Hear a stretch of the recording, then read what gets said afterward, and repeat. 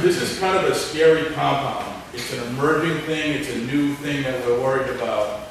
Initially, the discussion started with two types of chemicals that fall into this class.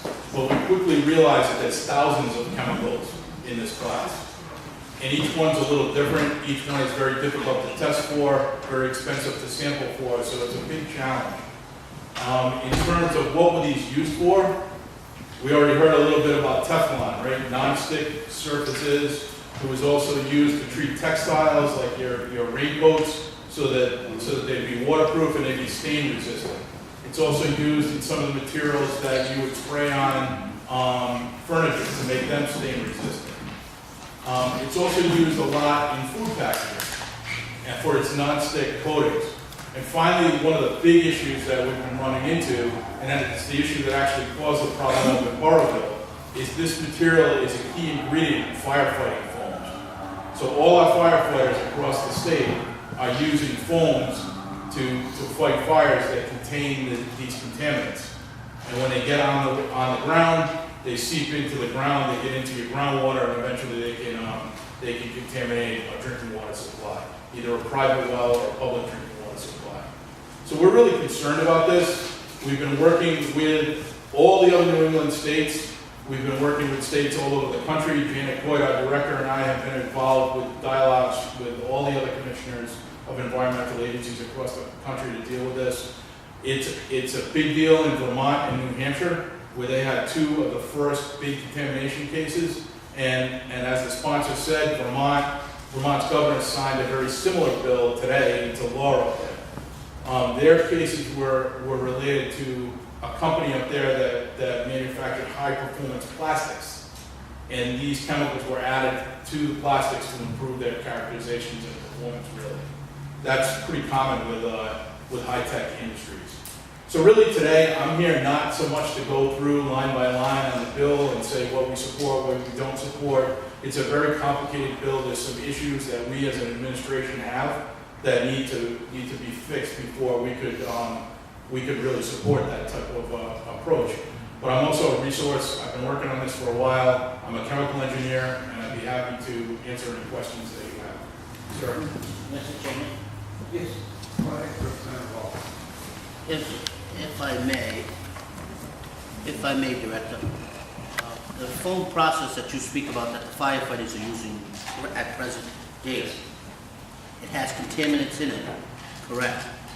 Are there alternatives, since you got to use it for spills like gasoline? Like I remember the one on Thurbers Avenue maybe 3 or 4 weeks ago, or a month ago. So what were we using that substitute? We were just talking about that, and I'll work backwards. Okay. Good question. So with Providence, right, when that big gasoline spill happened on Allen's Avenue, we were concerned about the PFA compounds that were in the foam that the city applied.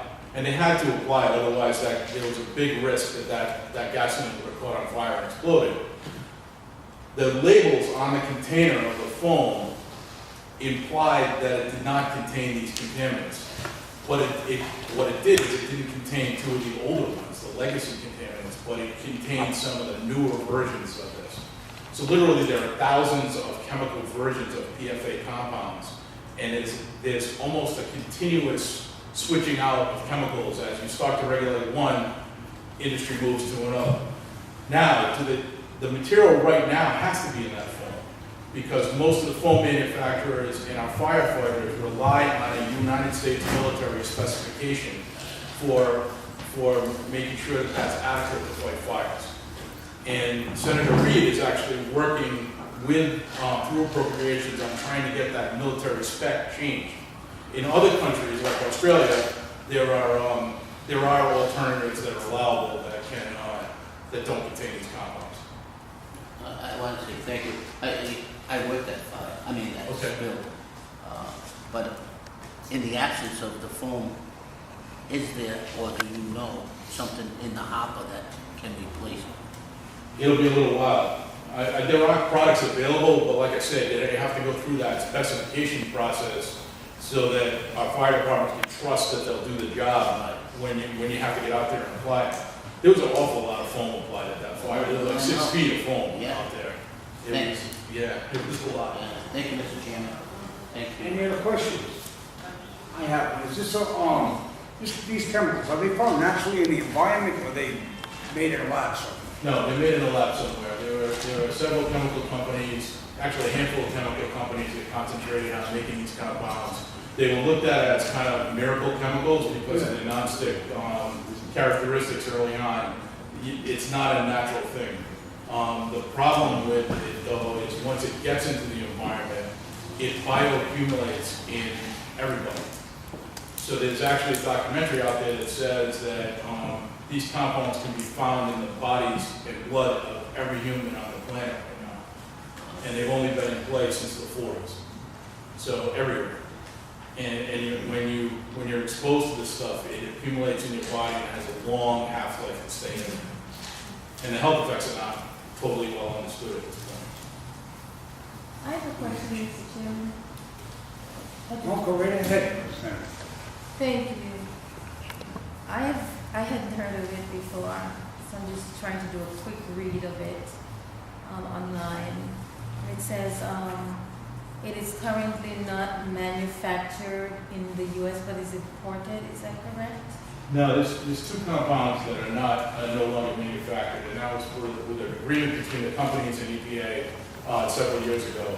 Those are the first two that drew the attention of the environmental community, the regulated community. There's thousands of these things, and the bill actually looks at 5. So it takes the 2 that were phased out. These are now old products in there. They're still in the environment, but they're not. You don't find them in new products anymore. And then it starts to go down the list and look at the next ones of concern. But ultimately, you're looking at this as a class that contains thousands of chemicals. Excuse me, Chairman. I Like to do have recognize, another- excuse me, Oh, I'm sorry. like to recognize Representative Kennedy and Lyle as a, would you like to be marked in yes. Please mark them in a firm of open on bills and stuff. So it's further study. Thank you. I have another question, Mr. Chairman. Go ahead. So, how does one know that this is in their system? Do they wait for, manifestation of symptoms, or how do you know? You don't. Oh, you There's don't? there's no real test to determine if it's in your body unless you specifically look for it. So when you go to your doctor, you do a typical blood makeup. I mean, the health department, we talk about that better. But my understanding is that you really won't know. You got an excellent panel of experts lined up. Yeah, thank you. So they're going to tell you some pretty compelling stories about this material. Thank you, Mr. Gray. Anybody else have a question? Thank you very much. I suggest you talk with the sponsor, see if you can work anything out with her and get us We'll some do this. integrity. Thank you.